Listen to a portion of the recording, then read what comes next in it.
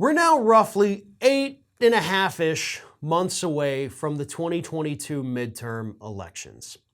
And unfortunately, as we get closer and closer to the midterms, we're already starting to see a horrendous impact on the Republican Jim Crow voter suppression bills that have been passed within the last year, specifically in states like Texas and Georgia. Because even though the voting hasn't begun yet, you know what has begun is the people requesting the absentee ballots, the people requesting the vote by mail ballots.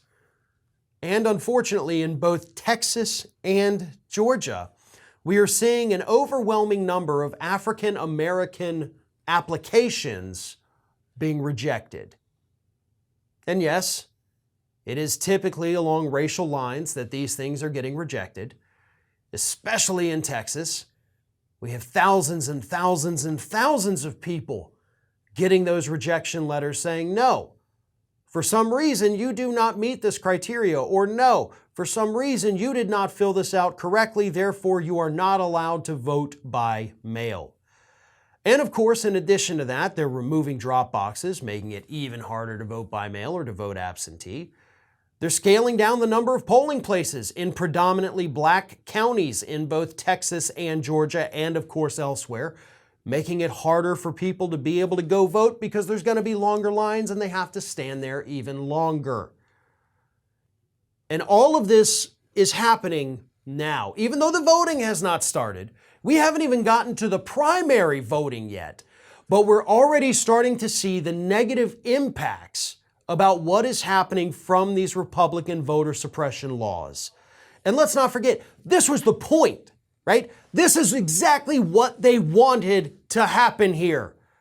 They wanted to strip these people of their right to vote, not by always outright stripping it from them, but by making it such a hassle, by throwing up as many hurdles as possible that these people physically wouldn't be able to do it.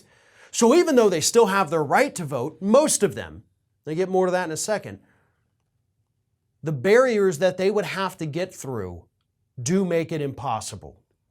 And of course, like I said, that is where they still retain their right to vote. In both states, and again, other states, but Texas and Georgia kind of the focus here because they're the ones that, Democrats could make serious inroads.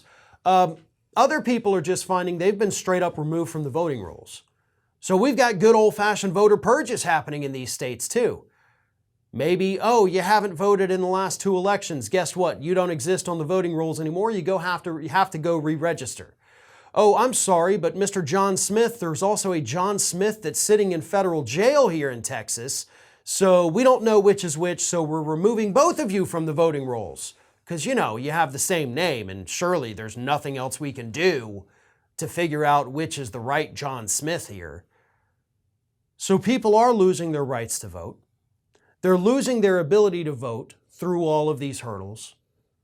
And it's going to get worse. It is starting to happen in other states as well. And as we get closer to the election, more and more people are going to become disenfranchised because that is the only way Republicans see a path to victory in 2022 and beyond.